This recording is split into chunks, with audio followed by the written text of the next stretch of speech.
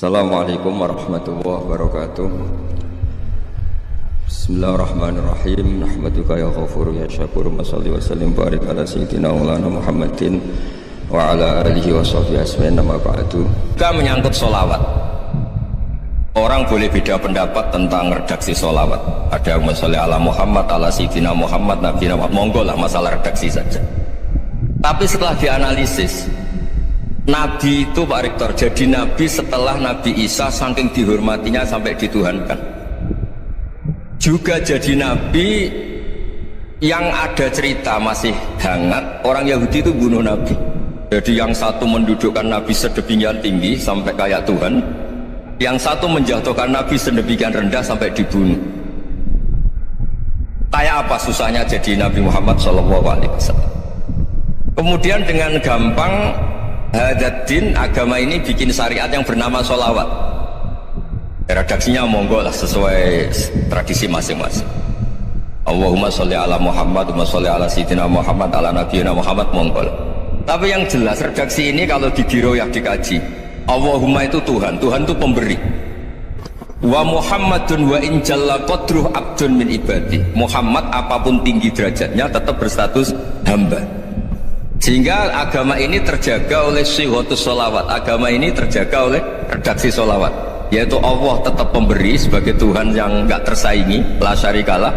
Rasulullah Muhammad wa injalla qadru, apapun prestasinya, bisa mi'raj, bisa apa saja, tetap seorang hamba yang butuh muhtajun ila rahmatih.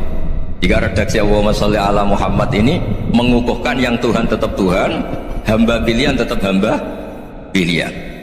Tentu dengan redaksi ini kemudian kita mendudukkan Nabi benar-benar posisi terhormat, yaitu orang yang paling berhak dapat askat tahiyat, mendapat penghormatan Allah paling tinggi, yaitu Rasulullah Muhammad SAW. Dan itu diulang-ulang oleh Allah, subhanalladzi asra bi abdi. Status hamba ini diulang lagi-lagi, ini bernama diroyah. Bernama apa? Contoh ketiga misalnya, fihi ayatum bayinatum maqamu Ibrahim. Dulu orang Yahudi itu ada diskusi masif, syaratnya Nabi itu mbah-mbahnya harus Nabi, harus keturunan Nabi. Kemudian semua Nabi rata-rata di Palestina, di Syam. Lalu Muhammadnya asal-usulnya dari mana? Tahu-tahu orang Arab kok Nabi, padahal orang Arab itu dulu jahiliyah.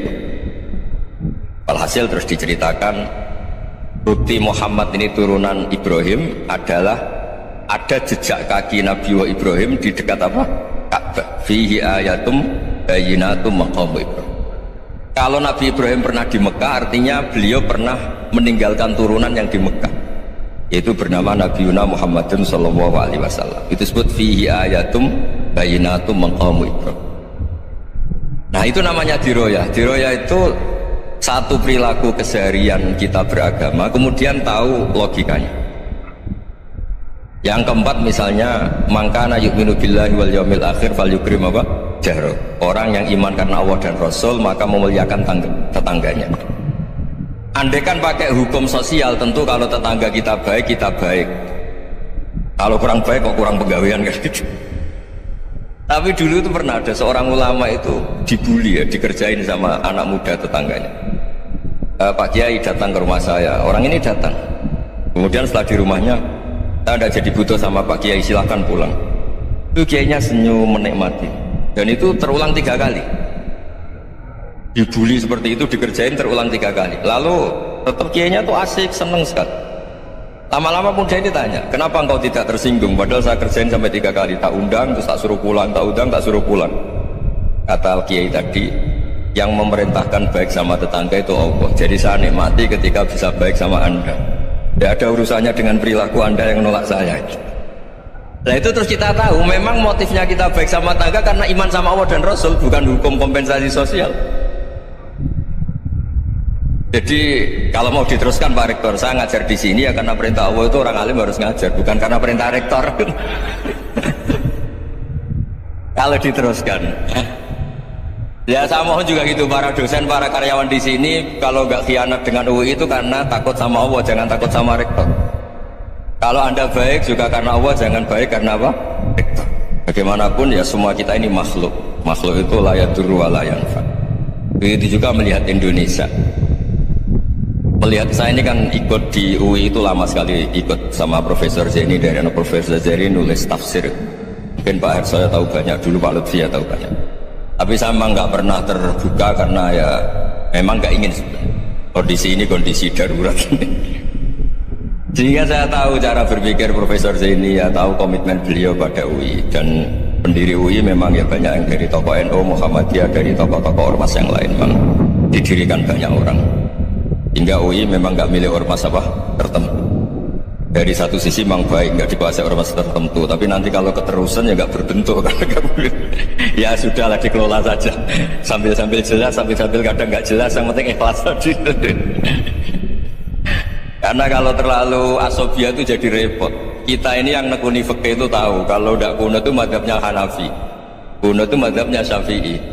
Tahu-tahu seakan-akan Imam Syafi'i itu NU, Imam Abu Hanifah itu Muhammadiyah. Padahal ini orang-orang yang sebelum NU dan apa? Muhammadiyah. Jadi kalau kita yang nekuni ilmu itu biasa saja dengan perbedaan. Tapi kalau orang-orang yang nggak siap dengan perbedaan itu sampai Allah disifati Ta'ala itu tidak terima. Padahal Ta'ala itu maknanya Maha Luhur, yang Maha Agung. Jadi ada seorang kiai kebetulan pidato pertama Pak Rektor, Assalamualaikum warahmatullahi ta'ala wabarakatuh.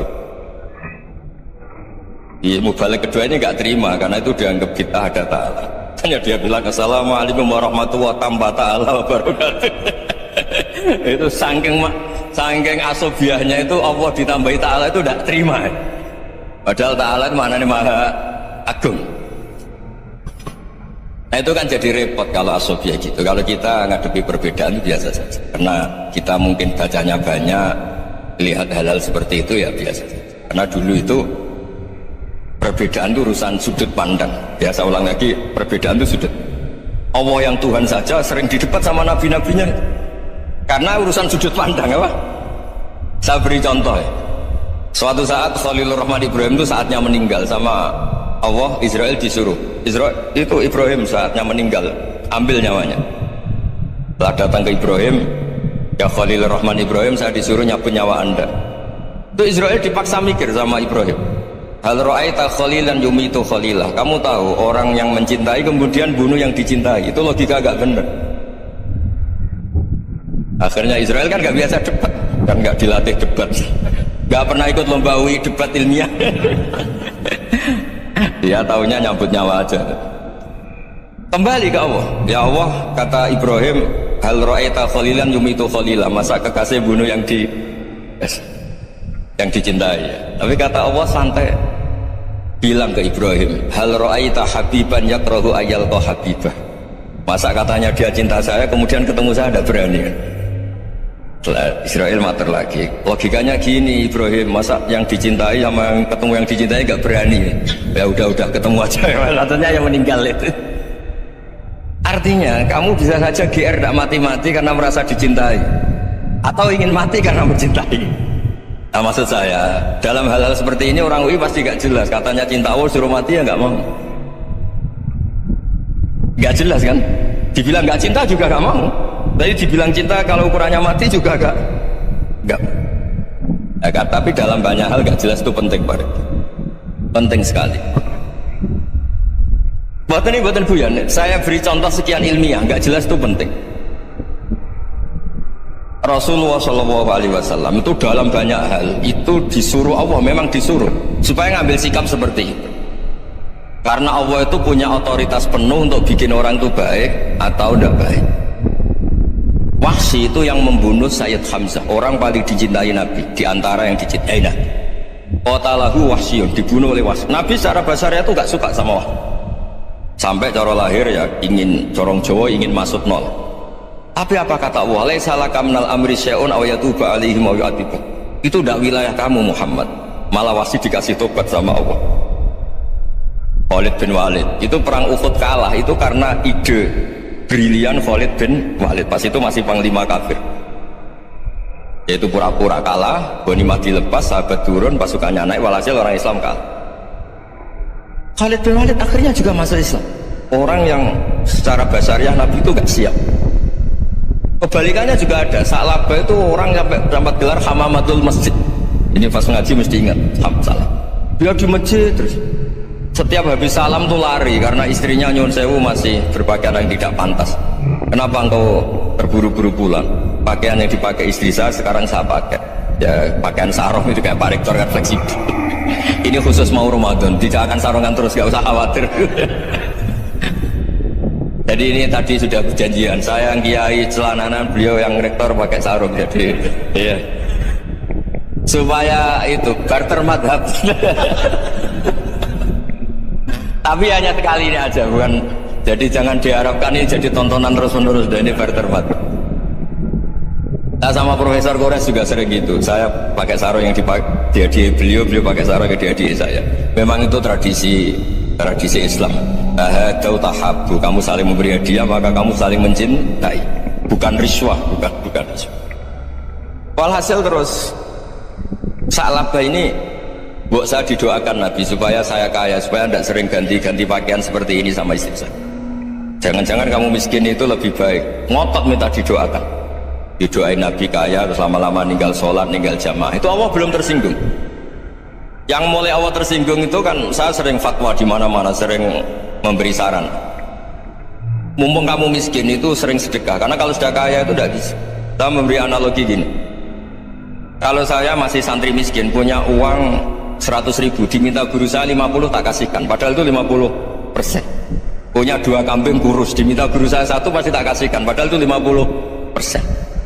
Jadi kalau punya sapi Brahman atau sapi limusin yang harganya itu 100 juta, punya 2, diminta 1 boleh enggak? Enggak boleh. Saya punya motor butut 2, diminta teman saya 1 boleh, tapi kalau Davidson Harley itu enggak boleh. Nah, walhasil itu kalau kita miskin, misalnya kita zaman kuliah atau zaman mondok atau zaman apa saja, punya uang 100.000, narik temannya sampai 50.000 kan biasa. Tapi setelah 1 miliar, berani nggak kamu kasihkan 500 juta? Sama-sama 50%? Enggak kan? Nah, Sa'labah gitu, ketika zakat masih per 40 kambing 1 kambing itu sebenarnya kan masih ringan. 41, 82. Kambingnya itu sudah mabenal jabalen. Barang dihitung zakat karena sudah ribuan, jumlahnya sampai 400 kambing. Banyak lah pokoknya. Terus kata Sa'labah, ini pemerasan. Karena jumlahnya besar. Allah tersinggung karena nabinya dianggap narik zakat itu dianggap khorat, dianggap pemeras. Allah tersinggung, kemudian fa'aqobahum nifakon fi qulubihim ila yaumil. Dia ditakdir munafik.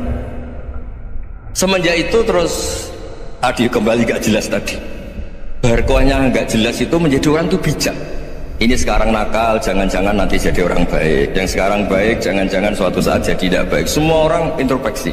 Gak ada jaminan kalau kita sekarang baik akan baik terus, gak ada jaminan kalau kita sekarang buruk akan buruk terus. Sehingga terus banyak kiai bijak itu memang lahirnya gak tegas, tapi gak tegas itu yang menjadikan bijak, karena sama-sama mungkin. Itu yang disebut laisa laka minal amri syai'un aw yatuba alaihim wa yu'adzibun, itu tidak wilayah kamu. Ketika Allah mengomentari orang munafik juga wa yu'adzibal munafiqina insya'a aw yatub. Bisa saja ada yang disiksa, bisa saja ada yang dikasih tobat. Karena pola yang kita analisis itu semuanya menurut kita, bukan menurut kemaslahatan orang apa. Saya punya sekian contoh cerita orang yang sowan kiai baik-baik, mungkin bawa gula atau salam jambla, tidak tahu lah, itu tidak mesti jadi wali. Tapi Kali Joko yang kenal Sunan Bonang itu kenalnya itu karena ingin begal. malah jadi wali deh. Tapi tidak usah dicoba. Umar itu nyari Nabi itu mau dibunuh, tapi malah tobat jadi orang baik. Jadi ini penting ngaji ya, supaya yang tidak tegas itu, tidak jelas itu kadang baik. Nah, termasuk saya juga termasuk dia yang milih tidak jelas. Saya sering gojol gini, Fajar Hadil ini murid-murid saya sering saya gojol. Kalau semua sistem pendidikan kayak kampus, kayak UI, kayak UIN semuanya, itu sistem yang bagus karena tertib, jam kuliahnya jelas, mata kuliahnya jelas. Kalau di pesantren itu Pak Arso itu gak tertib, tapi justru itu enak, ketemu di jalan orang berani tanya. Nah ini kalau mbak-mbak misalnya menstruasi, mau belajar haid nunggu semester berapa baru tahu. Itu bisa sekian tahun gak sholat karena nunggu pelajarannya baru diterangkan. Mau haji juga gitu, nunggu mata pelajaran haji. Kalau nggak jamnya, nggak mau dosennya ngajar. Kalau kiai kan enggak, ketemu di jalan tanya dijawab. Jam berapa juga dijawab. Artinya Indonesia itu berkah, ada sistem kampus yang tertib. Ya semoga termasuk tertib gajinya. Tapi tertib gajinya itu juga sebenarnya rugi. Saya sering ada pegawai negeri Gus, tolong doain saja di PNS enak aja. Gajinya tetap. Kata saya nggak mau kalau gaji saya tetap. Kok bisa Gus enak tiap bulan mesti dapat gaji. Kalau tetap nggak naik-naik kata saya. Kalau kiai gajinya nggak tetap, tapi di atas yang tetap kata saya. Artinya Indonesia itu berkah. Kalau semuanya pakai sistem pendidikan setertib ini, orang mau tanya khair ya nunggu pelajaran agama, bab haji ya nunggu pelajaran haji. Tapi kalau ketemu kiai itu enggak. Ya pokoknya saya pernah di pasar, Gus mau tanya apa? Anak saya keluar darah terus gini-gini. Padahal biasanya khair hanya 7 hari gini-gini. Ya sudah, kembalikan ke biasanya, rudat ilal adat. Itu udah usah sowan ke rumah juga, agak registrasi dulu, gak daftar dulu. Ya ini dah nyindir cerita saja supaya ini bukti koalisi beneran. Jadi saya yang kiai gak tertib jam, koalisi sama yang tertib jam. Jadi kalau semuanya sistem kampus, nanti pertanyaan itu udah bisa on time, udah bisa setiap saat. Makanya Indonesia itu berkah. Kiai-kiai yang alim yang di jalan-jalan banyak, juga kiai yang di kampus dokter-dokter fikih banyak, yang nekuni ilmu umum ya banyak, macam-macam. Itu masalah itu kalau saling mengadili itu baru masalah. Misalnya kiai ngeluh nggak enak jadi kiai, tidak punya gaji tetap, yang dosen ngeluh nggak dicium tangannya. Karena memang unik Indonesia. Kalau guru fikih kok dosen itu tetap nggak dicium tangannya. Karena pikirannya anak-anak itu sudah bayar disuruh nyium. Itu kayak di alam sadar tuh gitu. Kalau kiai itu kan anak-anak gak bayar itu. Ya opanya cium tangan itu. Makanya kalau kiai tidak keramat bisa mati karena cium tangannya bisa mati itu kiainya. Ya ini cerita supaya saling menghormati, saling. Jadi kalau makanya itu pakar-pakar akhlak ya, pakar-pakar etika peradaban itu tertampar betul ketika Nabi urusan ilmu itu mengabaikan itu. Kalau sudah urusan ilmu, misalnya begini, ada urusan ilmu, ada mbak-mbak cantik atau ibu-ibu cantik, itu dalam Islam itu diajarkan jangan sopan-sopan banget. Kata Nabi, karena kekuatan ilmu itu di atas kekuatan akhlak, di atas kekuatan adab. Ya nisa an-nabi lastunna ka ahadim minan nisa ini taqaitunna fala takhdu'na bil qaul wa ayatma alladhi fi qalbihi marad. Misalnya ada babak cantik menarik kemudian sopan misalnya sama Pak Fajarin sama dosen-dosen, monggo binara. Wah itu bahaya, pikirannya kemana-mana itu. Orang yang imannya pas-pasan, berarti mau. Maksud saya kalau cantik menarik ketemu di jalan biarin aja, dosennya mau kemana biarin aja. Gak usah dihormatin. Kalau dihormatin, Pak mau kemana sadereno bisa bahaya. Lah biarin aja. Kalau tanya, Dek ini alamatnya mana? Cari sendiri Pak. Karena hanya dengan cara itu si Pak dosen ini gak kepikiran. Gak ada orang suka orang kedus itu gak akan. Tinggal sudah cantik sopan. Wah bisa pikirannya macam-macam. Itu ilmu. Fala takhdu'na bil qaul. Kamu jangan terlalu lirih kalau ngomong. Fayatma alladzi fi qalbi maradun. Orang yang pikirannya masih kotor pasti berpikir yang negatif. Anda mungkin demi sopan sama dosen Anda, tapi sejauh mana dosen Anda juga berpikir positif. Itu kan uji iman sama uji nyali. Nah, sama pejabat yang sopan sama kiai mungkin punya Alphard, punya Robicon, punya terus bawa uang banyak, terus sama kiai cium tangan hormat. Jangan-jangan kiainya yang pikirannya macam-macam. Ini berarti bisa jadi muhibbin potensial misalnya. Nah, saya ini termasuk kiai yang pengagum ilmu, sehingga saya sama orang yang medit, yang kikir sama saya itu saya senangnya bukan main. Kenapa? Karena kalau orang medit itu gak berhak nuntut. Tapi kalau orang lomo 1 juta minta surga, 2 juta yang minta apa? Surga. Gus salam tempel 200.000 aja kadang minta surga. Tapi kalau yang kikir-kikir ya sudah salaman tok sudah, gak minta apa-apa kan, dia tahu diri, nggak bayar kok minta. Maksud saya Islam itu luas, dinikmati saja Pak, dinikmati. Nah itu diroya, maksudnya itu diroya. Diroya itu kamu tahu aturan Islam itu kamu harus yakin khairihi wa syarrihi minallah, semua itu ujian, tapi kemudian dikaji. Makanya saya ini termasuk pengagum Imam Syafi'i. Imam Syafi'i itu dikasih tahu, ada orang yang di depan engkau cium tangan hormat, itu di luar ngomong-ngomong, ngata-ngatain Anda. Imam Syafi'i tertawa-tawa sowan. Oh, ada ini dikata-katain di luar kok. Kok tidak kamu anggap munafik malah tertawa. Berarti saya wibawa, di depan saya agak berani. Dianggap enteng saja. Dibilangin, sebagian orang kampung sini gak suka sama engkau, baguslah, tidak akan pinjem uang sama saya. Di mana-mana orang pinjem minta tolong itu karena seneng, kalau benci kan enggak. Intinya dianggap enteng saja, yang terjadi di dunia itu semuanya dianggap enteng saja.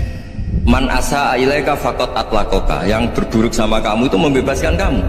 Coba kalau akrab titip, misalnya akrab sama Pak Fajar, bilangkan ke Pak Rektor sangkap atau jadi guru tetap atau apa, kan ribet. Kalau tidak cocok kan nggak minta apa-apa. Makanya hati-hati Pak Rektor sama yang akrab-akrab. Itu dulu saya juga nggak paham. Di antara wasiat Bapak yang sering diulang-ulang tuh itu, suatu saat kamu jadi kiai, ngelola orang nggak seneng tuh gampang, sudah situ orang lain.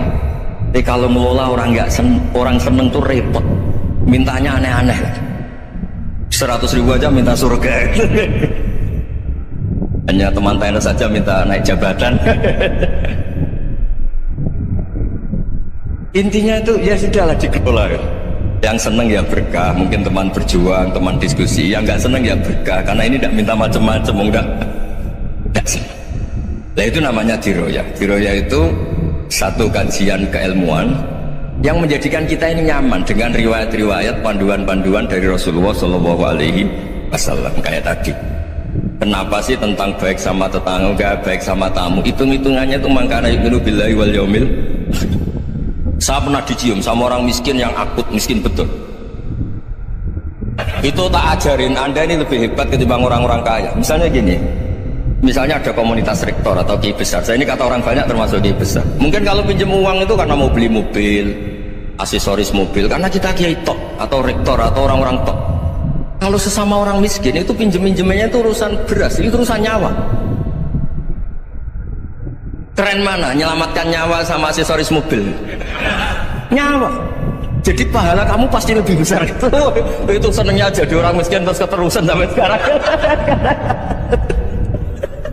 Itu lo coba kalau menteri sama menteri, rektor sama rektor, kira-kira pinjamannya apa Pak Arso? Kan kalau mau beli mobil atau mau umroh VIP, pokoknya yang keren-keren. Kalau orang miskin pinjam kan apa? Makan kan? Beras kan? Makanya kalau yang sedang miskin monggo lah, kalau ingin terus. Maksud saya Islam itu seenak itu, Islam itu segampang itu. Sudahlah yang sedang miskin ya keren, karena sekali sosial itu urusannya apa? Nyawa. Tapi kalau miskin semua ya Indonesia bisa tutup kan? Ya sudah, yang kaya-kaya itu saya menyelamatkan Indonesia karena bayar pajak yang menjadikan Indonesia berjalan. Tapi ya dipakai yang benar. Nah begitu seterusnya. Ada kiai miskin cerita ke kita, Gus enak jenengan alim, punya santri banyak, bisa ngajar di mana-mana. Saya bilang hebat kamu. Dia hidup di daerah tertinggal, itu yang diajarkan kan hanya tauhid. Kan nggak mungkin desa tertinggal baca fikih perbandingan madhab, kan nggak mungkin. Oleh angka-angka Pak Fajar, Pak Sadali kan nggak mungkin fikih perbandingan apa madhab, menyorot madhab dunia. Kayak angka-angka itu kan nggak mungkin. Tapi pertanyaannya, yang menyelamatkan masuk surga itu tauhid apa perbandingan madhab? Tauhid. Ini hanya mengajarkan fardu kifayah, sunat-sunat. Ini Anda mengajarkan fardu ain. Surganya dulu kamu kan. Oh terus senangnya jadi gitu. Karena yang diajarkan apa? Tauhid. Sementara kita yang gaya-gaya ini ajarkan perbandingan apa? Madhab, studi banding ke Al-Azhar kemana-mana. Ini enggak tauhid. Dari orang nyembah pohon jadi nyembah Allah Ta'ala. Keren ya? Keren. Jadi terus kiai itu sama saya senangnya bukan mereka, karena tak bela. Tapi ada yang agak kurang ajar, tanya saya, kalau itu hebat kenapa Gus gak mau jadi kiai itu? Waduh. Wah ya repot kalau pertanyaan. Terus tak jawab, kalau saya jadi kiai itu, kamu ngangsu ilmu dari mana coba? Ya dari jenengan, ya kalau sama gobloknya tidak bisa. Ya sudah, Gus aja jadi kiai besar. Maksud saya, ya sudahlah kita begini seperti yang saya ajarkan di sini, saya sarankan supaya orang itu tahu. Ini namanya diroyah, apa?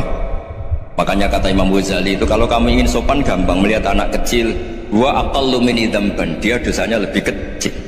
Karena masih kecil kan, tentu secara dosa nggak banyak. Kalau melihat orang yang tua, wa aktsaru minni ibadatan, dia tentu ibadahnya lebih banyak karena umurnya lebih banyak. Sehingga terus semua orang lain tuh di depan kita itu hebat. Ya semua orang lain sama, misalnya Pak ini rektor, apa Fathul Wahid rektor, tanggung jawabnya lebih banyak, berarti pahalanya lebih banyak. Tapi sama, ketika melihat Nyon Sewu, melihat pegawainya yang secara lahir di bawahnya, ini tanggung jawabnya nggak banyak, pasti salahnya juga enggak. Itu yang diajarkan Rasulullah SAW, sehingga enak. Tapi kalau kita melihat orang lain selalu salahnya, itu pecundang. Allah saja tidak seperti itu kan, amal baik ya ada khairan, amal buruk ya ada saron, semuanya dilihat oleh Allah Subhanahu wa Ta'ala. Saya itu punya teman Gus, agak beling, agak seenaknya. Dulu miskin, wah itu seenaknya betul, kayak kenal Tuhan. Tak tanya, kenapa kamu seenaknya? 1 bulan tuh labanya bisa 200 juta sampai 500 sampai 1 miliar. Saya itu Gus, setelah duha itu perkembangannya bagus. Salah duha itu. Saya pernah miskin kan, kata apa? Ingkana rizki fisama, wa ingkana qalilan, ya kalau fisama fa'anzilu, terus wa ingkana qalilan fakasiru, kalau sedikit perbanyak. Ini trennya sudah benar semua. Nah, wa ingkana apa? Ya haroman fatohiru, kalau haram yang kau sucikan. Makanya saya seenaknya, kalau qalilan sudah fakasiru, paling trennya yang nggak benar juga fatohiru, kata Mas. Dia yakin kalau yang nggak benar-benar sudah disucikan Allah, karena yang lain-lain sudah dari miskin sudah kaya, qalilan sudah fakasiru, paling yang haroman juga sudah fatohiru. Gitu. Tak tanya, lah kamu kok tahu? Polanya sudah ada Gus, karena yang qalilan. Kamu sembrono sama Tuhan kok begitu kan? Tapi apapun itu seneng saya. Seneng saya sering salah teh, makanya saya mohon yang sekarang miskin, sedang miskin itu ya tidak usah nyesal banget-banget. Kali ingin kaya monggo lah, namanya orang juga ingin ya, tapi Anda harus bangga. Sosial antar kalian adalah urusan nyawa, dan itu pahalanya luar biasa. Supaya kita, nah yang kaya-kaya juga boleh GR lah, karena pembayar pajak. Dan itu bisa menyelamatkan apa? Indonesia Raya. Begitu seterusnya. Itu yang diajarkan Nabi, antawadhu hatta la yabghiya ahadun ala ahadin. Kamu semua harus tawadhu sehingga antar kalian tidak saling tidak sopan, tidak saling liar, tidak saling mendolimi. Termasuk tadi sikap gak jelas tadi. Orang dolim yang sekarang dolim bisa saja tobat, yang sekarang soleh bisa saja nanti. Semuanya itu mungkin. Kita diajari ya muqallibal qulub tsabbit qalbi ala dini. Jadi keliru kalau kita dalam banyak harus tegas, gak mesti. Al halalu bayyinun wal haramu bayyinun. Tapi ada wa bainahuma umurun mustabihat. Ada yang wilayahnya itu abu-abu. Misalnya ada perempuan cantik, misalnya contoh paling gampang. Kalau kamu ajari secara serius, kamu bisa saja tergoda jadi fitnah. Tapi kalau orang soleh gak berani ngajarin, kemudian digunakan orang fasik, malah menjadi orang nakal, kita juga tanggung jawab. Kamu mau tegas gimana? Wilayahnya sama-sama mungkin. Wilayahnya sama-sama mungkin. Yang dekat pejabat mungkin terkontaminasi KKN. Tapi kalau pejabat gak dekati orang soleh, punya perilaku yang gak soleh, yang repot juga Indonesia kan. Nah hal-hal seperti itu kita tidak perlu ngambil sikap. Maksudnya nggak usah ngambil sikap, ya kita buktikan kalau milih satu madhab, kita buktikan semuanya lebih baik, semuanya lebih bermanfaat, semuanya lebih berperadaban. Karena nggak bisa dihindari wa bainahuma. Termasuk nyuwun sewu, saya mohon maaf sama mulai Pak Harso, Pak Lutfi sampai Pak Fathul Wahid. Saya ini termasuk kiai yang nggak suka dekat sama orang-orang top. Bukan karena hasud. Memang konstitusi kiai harus gitu, la tamuddanna ainaika. Kenal orang lebih tinggi itu kan resiko. Misalnya saya kiai desa, mungkin punya keri tua sudah seneng, punya kijang tua sudah seneng. Gara-gara kenal Pak Wahid naik Camry, waduh kok saya kalah gitu. Kenal orang itu kan resiko. Mungkin dosen-dosen sini kalau kenal saya di Rembang juga resiko. Di sini gak ada cium tangan, biasa di sana, wah gak enak jadi dosen. Jadi memang harus dibatasin. Sekiranya mungkin orang terdekat, karena la tamuddanna ainaika ila, kamu jangan sering melihat orang lain yang mungkin secara lahir dapat nikmat yang lebih tinggi timbang Anda. Kalau kamu nggak bisa ngelola hati Anda bisa hasut, Anda bisa dengki, paling tidak Anda bisa ada syukur. Terus saya itu sering didolani pejabat, juga sering melihat pejabat di TV naik mobil aja ada yang naikkan, bahkan kalau wudhu itu anduk aja ada yang bawa. Itu kalau yang nggak kuat, wah naik jadi pejabat. Ya makanya terus konstitusi Kiai itu mengatur, sudahlah mata kamu itu kamu batasin, jangan melihat sesuatu yang potensi menjadikan Anda tidak nopo syukur. Gara-gara Nabi Dawud itu terlalu nopo lugu. Tan masyhur itu ada seorang perempuan cewek diperkosa 3 tokoh, kila 4, pokoknya 3 aja diperkosa 3 nopo tokoh. Bareng cawe wedok niku hamil, jadi gunjingan.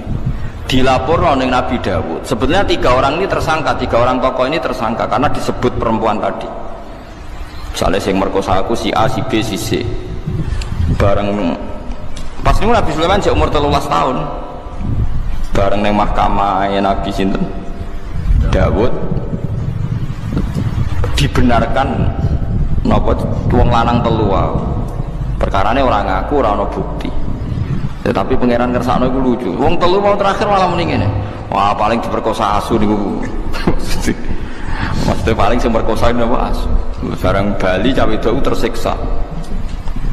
Tersiksa terus napa jenenge Nabi Sulaiman ngendikan ngene. Andekan hakimnya saya, pasti keputusannya tidak seperti ini. Nabi Dawud dengar itu terus ya sudah kamu saja yang memutuskan. Akhirnya walhasil wong telu wau napa wong papat niku ditahan diceluk oleh Nabi Sulaiman. Jaremu semerkosa asu. Iya, ngucan Sulaiman umur 13 tahun. Rupane biasa nih, kuaget dan ono rupa kan. Abang wis dipisahno neh. Dadi gak bareng ditanya. Ya model polisi kan. Mestinya polisi sing model Sulaiman mungkin. Diceluk neh sing sitok. Jare muni asune apa? Putih. Terakhir muni asune apa? Ireng. Bareng dikonfrontasi kan gak janjian dikonfrontasi jawabnya sitok muni putih, sitok muni ireng, sitok muni apa jare roh kabeh wong telu roh bareng, jare serentak roh bareng. Dadi seksi aja iku diperkosa asu, jare roh serentak bareng diperkosa asu kok wong telu muni asune sitok muni abang, sitok muni putih, sitok muni napa ireng. Akhirnya ketok goroe terus dihukum. Lah gara-gara kecerdasan sinten Nabi Sulaiman wa lewat rekayasa iki diarani napa fahamnaha Sulaiman. Terus diuji lagi ana wong dia anak kakak beradik dia anak loro, padha-padha dia anak bayi. Jenenge cacilik raine kan tesih mirip-mirip. Walhasil ning tengah hutan dipangan serigala satu. Terus sing Mbak Yune sajane anak sing dipangan wae adike. Tapi walhasil adike iku ngotot, pokoknya iku anakku sing selamat tuh, sing dipangan iku anake jenengan. Wes lapor Nabi Dawud itu modele lugu, ngersing aku ya sanaem. Barang Nabi Sulaiman ya gremeng senengane, mulane gremeng ya oleh. Keputusan kok ngono, cara aku hakime ndak seperti itu. Nabi Dawud tapi demokratis. Ya tidak apa-apa, kamu saja yang memutuskan. Masyhur Nabi Sulaiman ngutus saiki mboke loro anake sitok dibagi ae ketok. Kono ketok mbek Nabi Sulaiman, ya dramatis ana pengawal kon njupuk pisau ketok dibagi loro. Ternyata sing adike mau gak nangis, sing Mbak Yunen nangis tenan. Huwalah, ya wis pancen iku anak adik kula ampun ketok pancen kula salah. Bareng delok adike gak nangis terus dikekno Mbak Yunen. Ora ono mbok anake diketok gak nangis. Nara mbok elek. Akhirnya dikekno Mbak Yunen mergo sing nangis. Mergo seorang ibu pasti gak ridho anake diketok. Adike tenang ae pas anake diketok. Paling pikir orang anakku wae ketok Allah. Paham sih kalau maksud? Artinya Sulaiman duwe akal atau direkayasa cara bahasa saniki supaya ketok asline di sing seorang ibu, di sing enggak seorang ibu. Itu sebetulnya fahamnaha Sulaiman. Sulaiman itu yang cerdas. Dari itu terus kecerdasannya itu kegawa nganti tua, tapi terus tua-tua nganti urusan wedok barang masyhur. Jadi Ratu Bilqis itu terkenal ayu banget. Tapi Tapi jin-jin iku mantel. Sulaiman wis bojone akeh. Ana wong ayu penguasa Yaman. Bilqis. Kabeh dirabi pisan. Cek ora ngajari Sulaiman kabeh wong apa dirabi. Akhirnya Bilqis iku ora jin iku ngekeki hembusan fitnah nak Bilqis iku wayu tapi sikile kaya napa jaran. Kaya jaran iku maksude ana napa? Ana ulune. Elek kowe ana ulune. Wayu tapi sikile ana ulune. Sulaiman kurang akal. Bilqis itu yang aman, Sulaiman gitu yang Timur Tengah, orang Sulaiman terus Bilqis boko. Wah antem kromo ae dari Ratu Bilqis itu boko dipindah teng Borobudur. Ke Sulaiman ku Solomon, Sulaiman ku Sulaiman. Terus Bilqis itu boko, terus Wonosobo itu Sabak. Wah maten wah. Lalu kadang ditakoki tiyang buku ngoten wis putih Gus. Hukume wong nganggur. Ya kok payu. Ya wis kepen rezekine wong sing payu. Penak de Sulaiman niku. Sulaiman Wonosobo iku Sabak. Boko iku Bilqis. Nak Borobudur berarti. Sing Arsu Sulaiman ya. Semacam-macam. Dunia.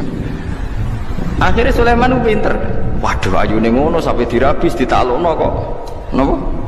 Kok sikile napa? Sulaiman terus muara nabi yo beling tapi nabi dereng beling kan ra oleh. Wah akhirnya dekne gawe istana sangka min Zabarjat. Innaha sarhum mumarradum min qawar. Kokoco. Kocone ngisore banyu. Dia lungguh ning istana, terus Bilqis diceluk. Apa aja tiru.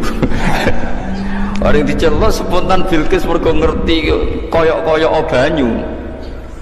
Terus sikile dicincing. Ngerti jebule wahyu, resik gak ana napa rambute. Wah.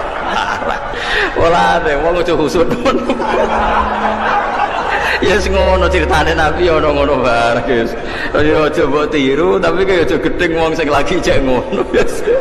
Ya ora kena dijelasno, wis pokoke ngono.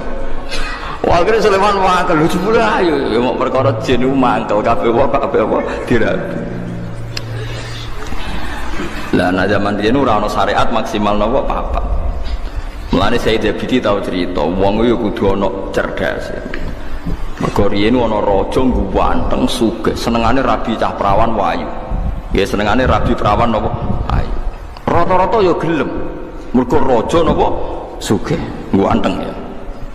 Bareng ana cah desa pacaran sing critane Sayyid Abidi sing nyare Ihya. Ana cah wayu kampunge dekne seneng jebule dibidik. Raja waduh kurang ajar saingan nak kalah. Bareng rajane teko golek wong ayu dhisik raja. Yo mun era Islam, mun era Bani Islam. Takoki pemuda.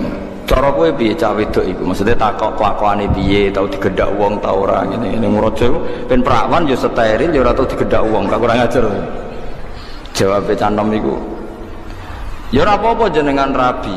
Tapi wa inni qatra'aitu annahu qad qabbalaha rajulun. Tapi aku bersaksi tenan cah iku tau diambung wong lanang. Oh, raja dhisik kan rajane wong saleh, cuma seneng rabi. Ya ana sing dinggo maksudnya. Kowe kan saleh ora ana sing dinggo. Niku saleh ana sing dinggo. Gak sida dirabi. Suatu saat dirabi canom iku. Warane barang wong kok ora duwe ghira, maksudnya wong kok ora duwe harga diri. Wong tau diambung wong lanang kok gelem apa? Dirabi. Wong lanang bapake piyambak. Innahu abah. Sing muni wong lanang liya sapa? Pokoke tau diambung wong lanang. Jare raja iku kurang ajar.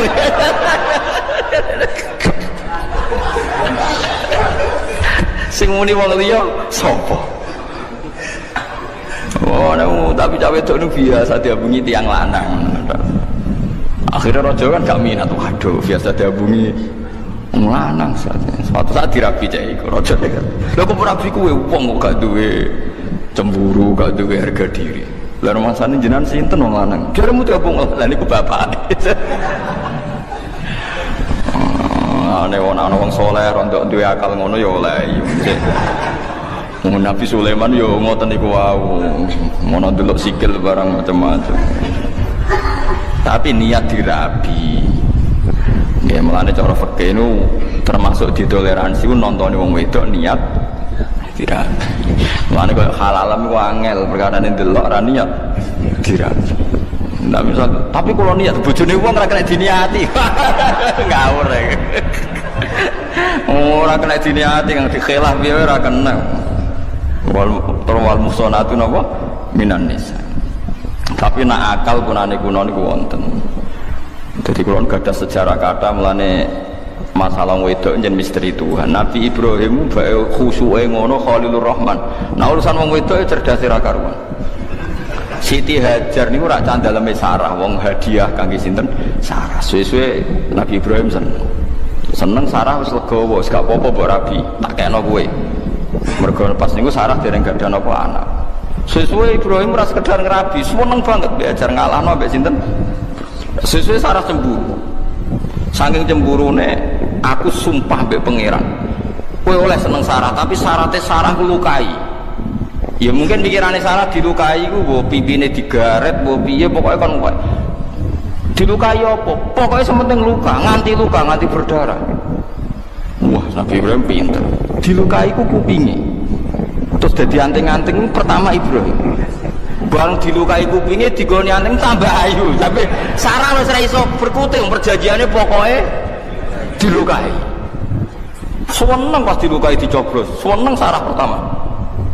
Amalan jari Said Zabidi ketika Imam Ghazali darani anting-anting iku hukume bid'ah. Cara Said Zabidi ora apa-apa, piye anting-anting pertama sing gawe iku Nabi sinten Ibrahim. Jadi wong lanang lu gula, anak urusan wong wedok yo do pinter-pinter maksudnya. Padahal itu Nabi sinten Ibrahim. Lah kowe termasuk wis ra pinter, cara kula wong saiki wis termasuk ora pinter. Ngerti saleh khusyuk ya wis entek critane pun. Jadi kayak kudu roh cerita ngoten-ngoten niku. Ya mau gue iling-ilingan Kang nak. Mulane ora oleh khusyuk nemen-nemen kaya wong khawarit. Wong khawarit ku ilang akali, kula darani ilang akali. Misalnya wong khawarit atau wong khusyuk rabi papat, pikirannya wong lanang kok hipersek. Berarti kok wong barat nuduh Nabi Muhammad hipersek. Padahal umpama nganggo pikiran nubuah sederhana. Kowe nak di bojo sitok nglairno wong papat, berarti nak papat nglairno wong piro? Papat ping papat kan? 16. Lah nak saiki misale kon ngekene umat Islam sing urun papat pi urun 16 akeh endi?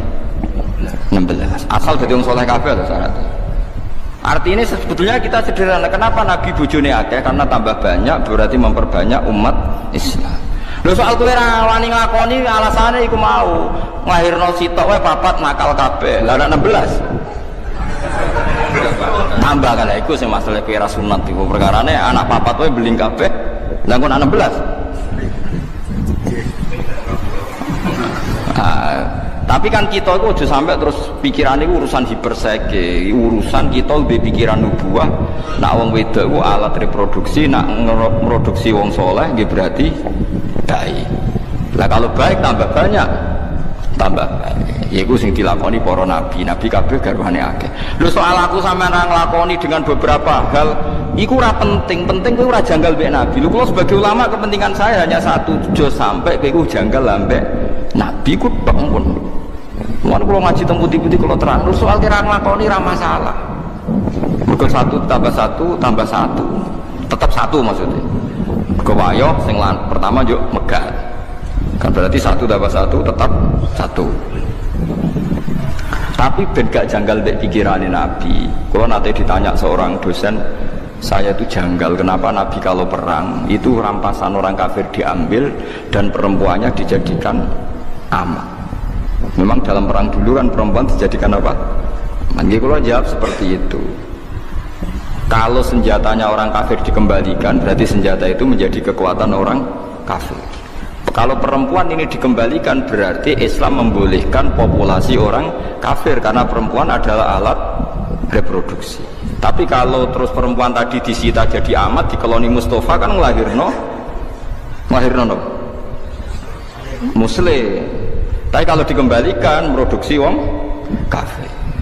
Paling tidak kita paham itu. Lu soal era modern kita janggal bawaan kita sebagai orang modern. Tapi kita sebagai ulama harus menjelaskan itu. Duduk perkaranya seperti ini. Paham ya? Paham sih kalau maksudnya. Ngono kok ora ero. Mulanya pentingnya ulama di sini, mulanya disebut al ulama warasatul anbiya, dia yang tahu. Zaman akhir saya ulama itu kalah, wong sing terkenal wali, ulama waline dicucuk, ulama ora. Mulanya Imam Syafi'i itu kok, nak ulama rawali berarti ning dunya gak ono napa wali. Kudune mestine tiap ulama itu wali normale. Nak wali ra mesti ulama normale tapi kadang-kadang ulama seneng duwe, seneng dihormati wong lha wis semare terus digradasi terus ora ono daftare terus bangsa seneng duwe, seneng dipangkat, seneng dihormati wong wis alamat yang pun alamat jatuh terus indah wong. Jadi paham ya, terus logikanya seperti itu. Kenapa dulu kalau perempuan perang kalah niku disita? Itu untuk paling gampang nih gue sinten nih, sing disita Nabi sange tiyang Yahudi Sofia. Sofia niku anake raja Yahudi, ra trimo raja biasa raja napa Yahudi. Bapake iku ketuane tiyang napa Yahudi jenenge Khuyai, Sofia binti Khuyai bin Akhtab. Niku dhe paman. Sofia niku menangi pas pamane jagoan mbek bapake. Bareng Nabi mun urip teng Madinah. Niku bapake mbek pamane jagongan ngene. Dek nak ngundang adike misale Dek iku rak Muhammad sing ana ning kitab Taurat saiki iku wis bener manggon ning Yasrib. Dadi alamate Nabi wis kakean. Sedurunge akeh tenan ayo udah dipateni ya. Iku Nabi tenan. Sofia iku krungu. Barang krungu jan Sofia udah pinter wong anak Yahudi ora pinter. Dekne melok perang ben kecekel, ben kalah. Perko ben ketemu Nabi Muhammad. Mergo dekne roh jagongane bapake. Barang perang kalah tenan, kalah melani drengki ku penting. Kalian orang ngaramno drengki nemen-nemen, drengki ku yo ono pentinge kadang. Tapi drengki sing kok Jibril wae sing koyo sinten malaikat sinten Jibril. Barang kalah delala Sofia bareng amat iku dibagi, Sofia iku bagiane Dihyah Al-Kalabi. Wahyu anak raja. Sahabat yo do iri.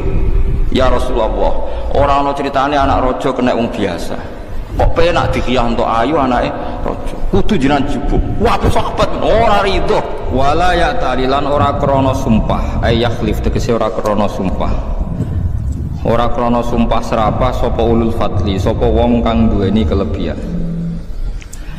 Ashabul hina tegese wong-wong sing duweni kelebihan mingkum sangi sira kabeh wasaati lan sing duwe kejembaran rezeki. Ayyutu Allah yutu tegese ora bakal maringi sapa ulul fadli, ora bakal maringi ulil kurba ing pira-pira wong sing di unsur kerabat, wal masakin lan ora maringi ing pira-pira miskin, wal muhajirin lan pira-pira wong sing hijrah fi sabilillah ing dalam dalan Allah. Nazalat tumurun apa iki ayat fi Abi Bakrin ing dalam Abi Bakar. Halafa sumpah sapa Abu Bakar ala yunfika yen ta ora nafakoi ora nginfaki sapa Abu Bakar ala Mistah ing atase Mistah. Mistah niku jeneng lanang. Wa te Mistah iku ibnu Kholatihi. Anake bulike Abu Bakar. Miskinun te Mistah ya miskin, muhajirun tur wong sing hijrah. Badawiyun tur wong Bedui, Badriyun tur wong sing nyaksekno perang Badar, Badriyun tur wong sing nyaksekno perang Badar. Mergane apa ka Abu Bakar sumpah ora bakal ngekei lama khodo semangsane ikut terlibat napa cara wong Jawa slurup maksudnya melok-melok sapa Mistah fil ifki ing dalam masalah gosip zina ni. Pada angkana sausi ento ana sapa Abu Bakar yunfiku iku ngekei infak sapa Abu Bakar alaihi ngatasi Mistah. Lawana suntai pira-pira manusa minas sahabati sang sahabat iku yo aksamu padha sumpah sapa nas Allah ya tasaddaqu. Yen ta ora padha sedekah sapa nasun ala man ing atase wong takallama kang ngomong sapa man bisa lan perkara minal ifki saking peristiwa ifkun wingi tuduhan zina niku.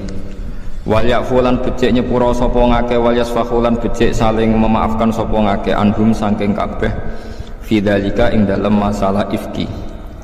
Ala tuhibuna ana ta ora seneng sira kabeh ya firanta nyepura sapa Allah lakum maring sira kabeh. Wa wa te Allah ghafurun akeh nyepurane rahimun akeh welase lil mukminina bareng pira-pira mukmin. Kala dawa sapa Abu Bakrin sapa Abu Bakar bala ya. Ana uta ingsun iku uhibu seneng sapa ingsun ayah firanta nyepura sapa Allah limaring ingsun. Wa raja'alan bali sapa Abu Bakar ila Mistah maring Mistah ma ing perkara kana kang ana sapa Bakar yunfiku nafaqai sapa Abu Bakar ing ma alaihi ing atase Mistah. Terus ayat niki saya sangat nggih pelajaran nggih kula jenengan sedanten. Seorang bapak sak pinter-pinter Abu Bakar sak soleh-soleh tetap tersinggung ketika Sayyidah Aisyah dituduh zina. Meskipun setelah Sayyidah Aisyah dibebasno Allah bahwa itu tidak mungkin dan jelas-jelas Allah mesti bener bahwa Aisyah tidak mungkin zina. Abu Bakar dendam ning gone tiang-tiang sing ikut menggosipkan. Termasuk sing derek gosip lu Mistah. Mistah itu misanane Abu Bakar, anak bulik berarti misanan melarat. Tahu melok perang Badar. Dan niku riyen donatur tetape niku sinten Abu Bakar. Gara-gara gosipno putrine terus Abu Bakar sumpah ora bakal sedekah ning sinten Mistah. Ya nek cara kula Abu Bakar nggih bener. Wong anake digosipno ora dendam yo bapak elek tenan. Paham ya? Ya tapi Allah sebagai pangeran nuruti Abu Bakar yo keliru. Apa biasa ngongkon apik ya ngongkon apik terus najan to ana wong dendam pah-pah nggih ben tetep kon apik. Lah niku paling angel ya. Terus niki ayat niki kula seneng sangat. Mulane ini peringatan nggih kangge para kiai. Terus kita meskipun kecewa mbek santri kok aja sampai terus sumpah gak mulang. Kesodakoe sak kiai yo mulang iku. Nah, nganti sumpah ra mulang yo repot. Dadi ngeneng yo oleh didik yo oleh tapi aja terus ndadekno ora ngamal apik. Mulane wonten ayat wala taj'alu waha urdotal li aymanikum antabarru. Jangan sampai Allah kamu jadikan satu penghalang untuk melakukan kebaikan hanya Anda karena kadung pernah meminjam nama nopo Allah. Di misale demi Allah aku ora bakal ngomongi wong iku pas ape rukun eling harus kadung sumpah ya nak damai melanggar sumpahku. Itu jangan sampai menjadikan Allah sebagai urdotan, sebagai problem atau halangan untuk Anda melakukan kebaikan. Difahami? Niki memang ayat luar biasa. Tetes Abu Bakar sebagai seorang bapak nggih dendam Aisyah digosipno. Dan itu sah. Cara kula normale bapak nggih ngoten. Nggih normale bapak nggih derek dendam sama orang yang menyakiti putrinya. Tapi normale hukume Allah benten. Hukume Allah ngutus Abu Bakar wong mampu biasa istiqomah donasi bantu Mistah ya kudu bantu terus senajan to atine gelo mergo Mistah nderek gosipno sinten Sayyidah Aisyah. Iku hukume pangeran paling angel, cocok ra cocok nek perintah Allah kudu nglakoni. Lah nek gelo mbok turuti ra ono wong apik ning donya. Kowe yo biasa to gelo mbek kanca, mbek dulur, mbek bojo. Terus kowe ape ra bojo-bojonan mergo gelo. Loro kan guyu ora siap den. Masuk dekne cah elek lah ra siap, ra payu rabi ora siap. Gelo mbek kanca terus ra kanca-kanconan. Sebab kancanan mbek opo? Ora iso. Mulane Nabi Musa nate tanglet nang pangeran. Kula nate maos niki teng Ihya teng kitab Khilyatul Auliya beberapa kitab. Nabi Musa itu sanggeng mangkel mbek Bani Israil. Nggih kebijakan apa wae kok diklirokno mangkel. Mangkel terus ya Allah kula niki pun kekasih jenengan. Tapi wong Bani Israil sing iman lho niki sing gosipno sing iman, mboten kok sing tiyang kafir, sing iman. Nek sing wong kafir karuan musuh jelas. Sing iman. Ya Allah, kali ini saya minta satu hal supaya cangkeme Bani Israil mboten elek teng kula. Ben kula niku nyaman mbek wong-wong Bani Israil sing iman mbek kula. Jawabe Allah sebuti. Ya Musa, hadza syai'un lam astafihi li nafsi, fa kaifa asna'uhu bika. Menadek kowe sasa, aku wae sing pangeran, sing maringi rezeki, sing ngekeki nyawa wae dikomentari ra enak. Apa meneh ke trimo nabi. Jadi pangeran ternyata yo krasa juga. Lucu. Oleh nase. La ya dadi hada syai'un lam astafihi li nafsi. Fa kaifa asna'uhu bika. Lha aku sing pangerane dikomentari ora ya. Lha wong aku pangeran ja'alahu lainatan. Nidan maksudnya aku itu dianggap padha be Isa, padha be makhluk. Ora ayo gelakno aku sing maringi rezeki aku. Tapi aku dianggap duwe napa rivali. Akhirnya Nabi Musa menang. Ya wis ora iso. Mulane wong juga aja nuruti gelo. Kalau nuruti gelo ya gelo. Nuruti gelo ya, mbek bojo, mbek kanca, mbek santri nuruti gelo ya gelo, tapi syariat Allah ora iso mbok kalahno mbek napa? Gelo. Abu Bakar sing sahabat pilihan mawon ketika gelo mbek Mista padahal gelane serius, anak dituduh zina itu kan gelane kaya apa. Padahal garwane Nabi wis anak garwane Nabi dituduh zina. Lah kowe terima kiai dituduh mangan di masjid kok gelo biasa. Selain yo kemungkinan bener. Biasa. Apa meneh ana kemungkinan apa? Bener. Malah kudu meneng. Wong sing karuan salah wae kon ikhlas. Jadi tuduhan karuan salah wae kita kon ikhlas. Wong sing kemungkinan bener. Terus menengae, paham ya tadi. Mulane ciri utama wong apik wal kadhiminal ghaidha ngempet apa emosi. Mulane ausini ya Rasulullah kula jenengan kandhani jare Nabi la takhtub jumring-muringan jenenge. Balik tambah ya Rasulullah la takhtub sampai farad dadamiron faqala la takhtub. Sowan bolak-balik nasihate mbok sitokin la takhtub. Aja gampang muring padahal ora duwe dhuwit, utang akeh, bojo ora ikhlas, bojo ora syukur. Wah perang ngamuk iku piye? Tapi Nabi ngandani apa? La takhtub, aja muring-muring. Kau nak kira muring-muring, kaya apa kecewani bojo, kita tetap di bojo. Tapi nak kira muring-muring megat, malah taqabbal Allahu minna minkum taqabbal. Ya kan. Dieling-eling itu digelo kecewani ku wis gawanane kumpul manusa. Mulane masyhur hubungane Allah mbek Nabi Musa. Niku yo pinter-pinteran. Hubungane Allah mbek Nabi Ibrahim yo pinter-pinteran. Mergo logika sing dibangun Allah niku sing bener. Mergo Allah iso wujud. Kula baleni malih tak warai carane dadi wali liwat ilmu. Dadi kekasih pangeran liwat ilmu. Disebut kul falillahil hujjatul baligh. Allah di hujjah sing mesti menangi. Nabi Ibrahim itu Khalilur Rahman kekasih pangeran, tapi kadang nggih logika iku ya ana salahe. Senajan to sing berhak nyalahno namung Allah Subhanahu wa taala. Suatu saat Nabi Ibrahim diparani malakul maut, malaikat mati. Kowe roh jenenge mati, dijupuk nyawane lho kan jenenge apa? Mati. Sadis lho ora, dijupuk nyawa sadis. Sadis. Ketika malaikat mati sowan Nabi Ibrahim, ya Ibrahim ya Khalilur Rahman, menyebutnya ya Khalilur Rahman, saya ini ditugaskan mengambil nyawa Anda. Kaget Nabi Ibrahim. Wa hal taral Khalil yakbidu ruha Khalili.